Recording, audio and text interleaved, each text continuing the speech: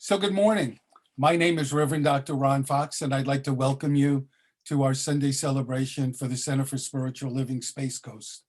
And if there's anybody that's watching this that's never been to a Center for Spiritual Living, we believe there's one God, many paths to that God, and we're here to love, honor, and support you, no matter what your divine path is.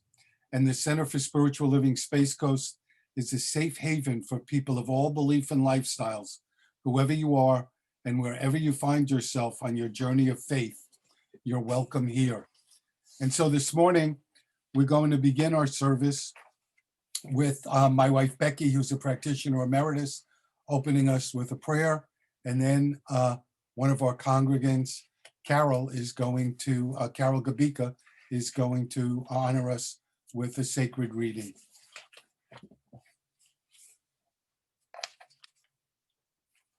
So I just invite everybody to turn within, taking in some deep breaths, releasing them. And just as a reminder that as we breathe in and breathe out, this is the breath of God, that it is the very expression of who and what each one of us is. And in this place of silence, in this place of sacredness, let's just come together in this one mind, knowing that as we breathe in and breathe out this breath of God, that each one of us is connected to one another in love and in this light of divine spirit. Each one of us is called here to be this spark of light, to be this energy of love. And as this morning unfolds, as we listen to Reverend Dr. Ron's message this morning, that his words touches our hearts, deepens our awareness of who we are in this unity, in this light of oneness. We are here together to celebrate our lives. And so I give thanks. I give thanks for each person here who is gathered here to listen, to be with one another. I give thanks for all that is to unfold. And knowing that it is all good, I just give thanks. I release this and just let it be. And so it is.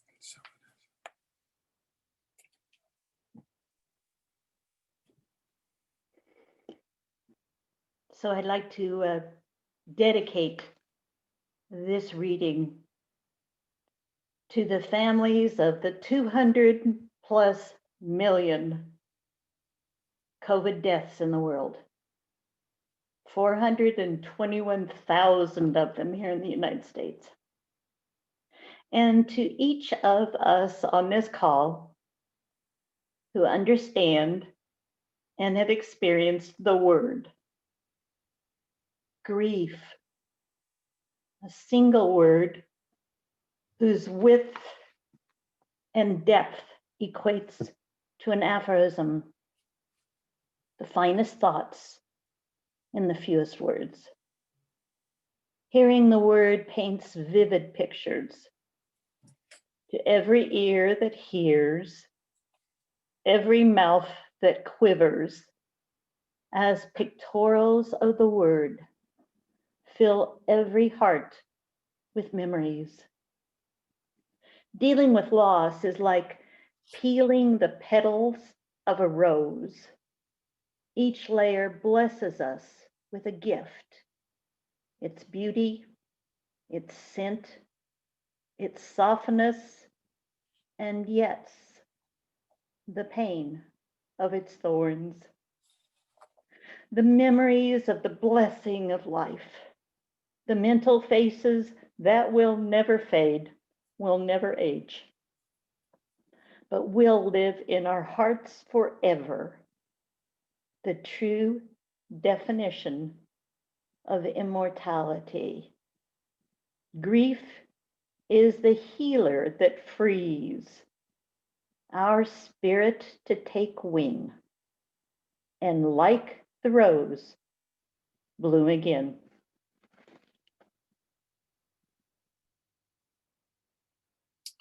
That was beautiful. Thank you so much, Carol.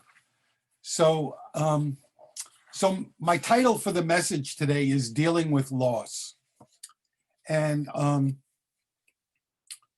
I came up with the idea for this message when Becky and I were watching President Biden and Vice President Harris at the Lincoln Memorial the night before the inauguration, when they paid tribute to the 400, more now than 400,000 people in the United States who have made their transition, who have died from the virus. And Becky and I talked and said, how do you deal with that number? 400,000 people, and each one of them more than a number.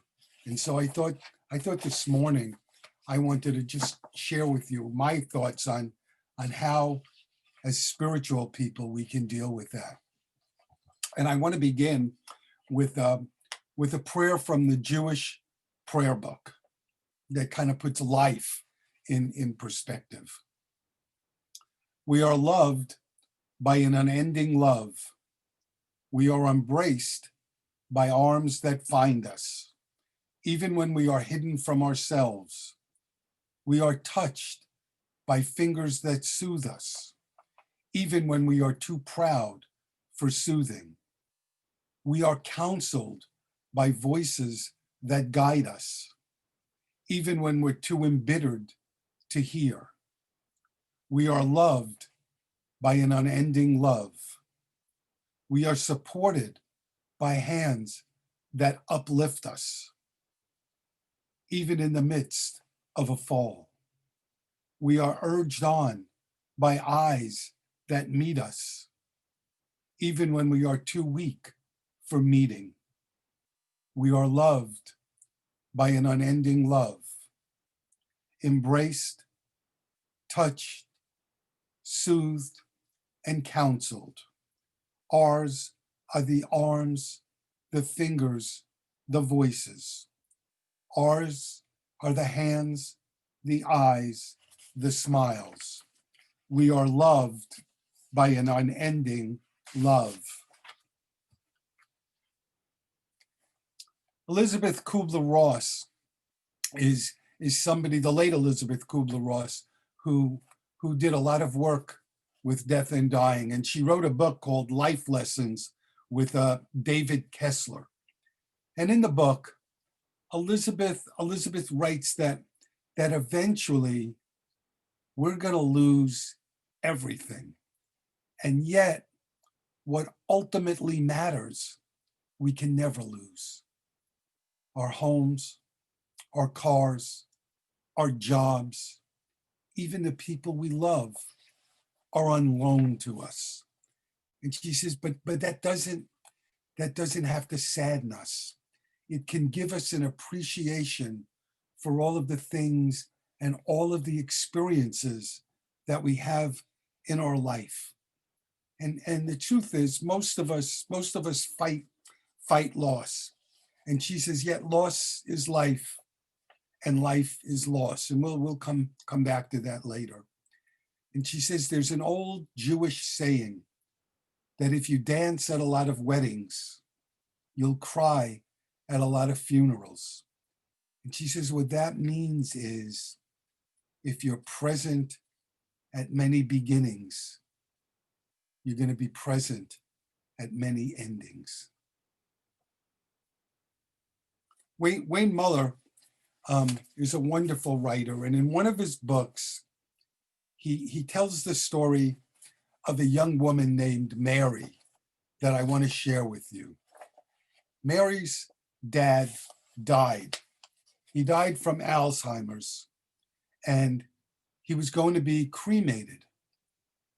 And on the day of his cremation, Mary went to visit the people that were going to be handling her dad's body.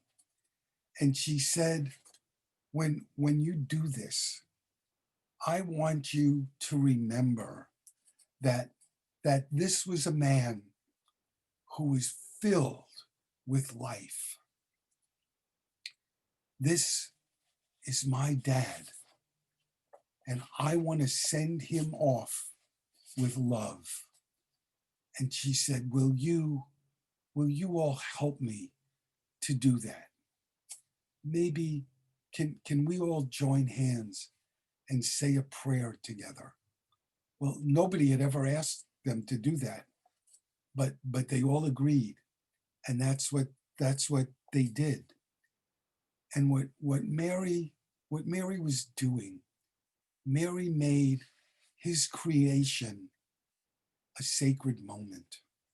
She took an ordinary moment and made it rich and full. And Wayne Muller wrote that at the heart of spiritual practice is remember. Remember who you are.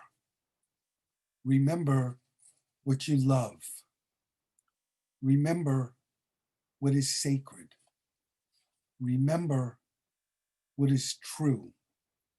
Remember that you will die and that this day is a gift. Remember how you wish to live. So Lama Surya Das is a Buddhist teacher, and he teaches that anger and retribution and revenge and retaliation, those aren't helpful ways to deal with pain.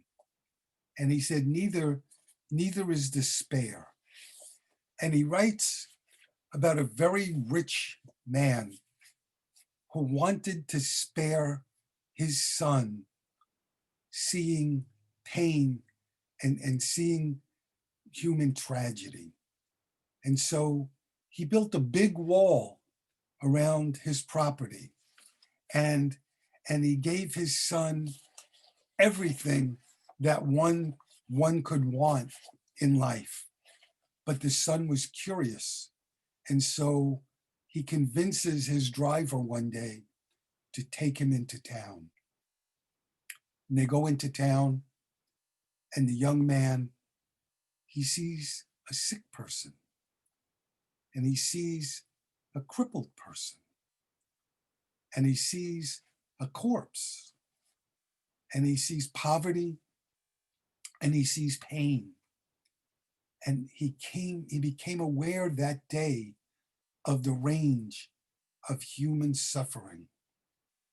He lost his innocence, and he made his decision that day to spend his life seeking out the truth. His name was Siddhartha, more commonly known to you and me as the Buddha.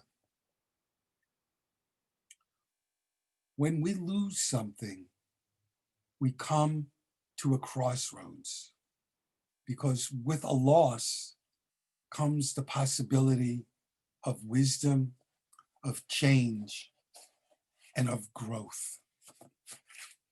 So I want to take a moment here. I want to read to you a very small portion of what I tell families when I do my memorial service. And I say to them, we've been drawn here today because of love. We have come together to share our sorrow and to celebrate life. It may seem strange to some to celebrate in a time of grieving, but to celebrate in the midst of sorrow is to acknowledge that life still exists. To mourn in the midst of celebration is to recognize and share the loss that we're sharing.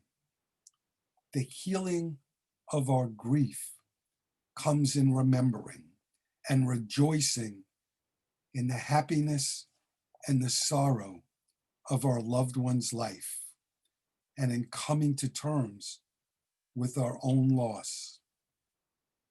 At a time like this, all we can do is trust. Trust in a higher power and a greater intelligence. Trust that there is a design and purpose to life, and particularly for the event that we call death. I want to tell you a story that I've heard about a young woman whose baby died, and she's in such sorrow and such grief that she won't let it go. She carries it wherever she goes. And finally, I mean, she's got it for a week or more. Somebody says to her, "Why don't you go see the Buddha? He may be able to help you." So this woman takes the advice and she does go see the Buddha. And he says to her, "Yes, you know, I can help you. But before I can, I need you to bring me back the mustard seed of a family that hasn't known grief and hasn't known sorrow." And so the young woman goes through the town, knocking on door after door. And everywhere she goes, she hears about a death that the family has endured, or an illness, or some kind of loss. And eventually she realized that nobody lives a life that's not touched with pain and sorrow. And she's able to let the baby go and move on with her life. And I think that's what Kubler-Ross meant when she said life is loss and loss is life. So I want to share with you two quotes from the founder of the Centers for Spiritual Living, Ernest Holmes. He wrote, "It is human to grieve over the loss of dear ones. We love them and cannot help missing them. But a true realization of the immortality and continuity of the individual soul will rob our grief of hopelessness. We shall realize they are in God's keeping and they are safe. We shall know that loving friends have met them and that their life still flows on with the currents of eternity. We shall feel that we have not lost them, they have only gone before. So we shall view eternity from the higher standpoint as a continuity of time, forever and ever expanding, until time, as we now experience, shall be no more. Realizing this, we shall see in everyone a budding genius, a becoming God, an unfolding soul, an eternal destiny." And just one more quote from Ernest. He said, "No man need prepare to meet his God. He is meeting him every day and each hour in the day. He meets him in the rising sun, in the flowing stream, in the budding rose, in the joy of friendship and love, and in the silence of his own soul." The late Ram Dass was a spiritual teacher, and he wrote that we need, as we grow older, that it's important that we learn how to grieve. He said, you know, as we grow older, you know, we lose friends, We lose some of our physical strength, lose a career, and so our losses grow as we age. And we need to surrender to the experience. We need to open to it. We need to let our heart break. I spoke about Elizabeth Kubler-Ross before, and I want to share something else from her, from the book with you. She writes about surrender. And she wrote how she was working with a young boy who was dying. And she asked him if he could draw a picture of himself. And the picture that he drew, he was tiny and a big cannonball was hurling towards him. And she said that when she saw that picture, she realized he hadn't reached a place of peace. So they worked some more. And after a time, she asked him again if he would draw a picture of himself. And this time, the picture that he drew was of him on the wings of a large bird that was flying towards heaven. Now he felt a loving force would carry him away. And she wrote that surrendering made the rest of his life, no matter how short it was, made it enjoyable, made it comfortable, and gave it meaning. To surrender, we simply have to wake up every day and say, thy will be done, not my will. Julian Tarante is a CSL minister who's done all kinds of work with people in hospitals, and she's done a lot of chaplain work. And she writes that some of us will do anything we can to avoid pain. That's why so often we see addictions. And she said, when we were in the womb, it was really comfortable. She said it was warm, it was comfy, we were well fed. And she said, and then we come into the world and it's loud, it's noisy, it's cold. And we must have wondered, what's happening here? And yet we all survived it. We all have to face death sometime. And both birth and death require that we need to release what we've known, because all of life is a series of transitions, one after the other. There's a Sufi saying, when the heart grieves for what is lost, the spirit rejoices over what it has left.